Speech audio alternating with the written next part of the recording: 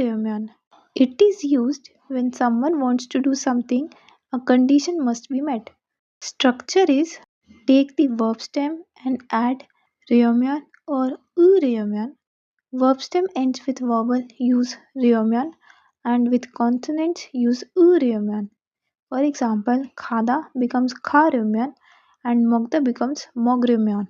Let's understand this using some examples. If you want to speak Korean well, you must practice.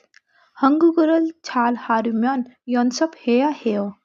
If you want money, you have to earn it.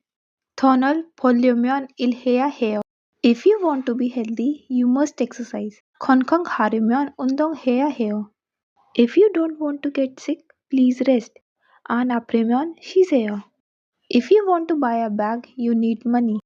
가방을 사려면 돈이 있어야 해요. If you want to be healthy, you should eat well. 건강해지고 싶으려면 잘 먹어야 해요.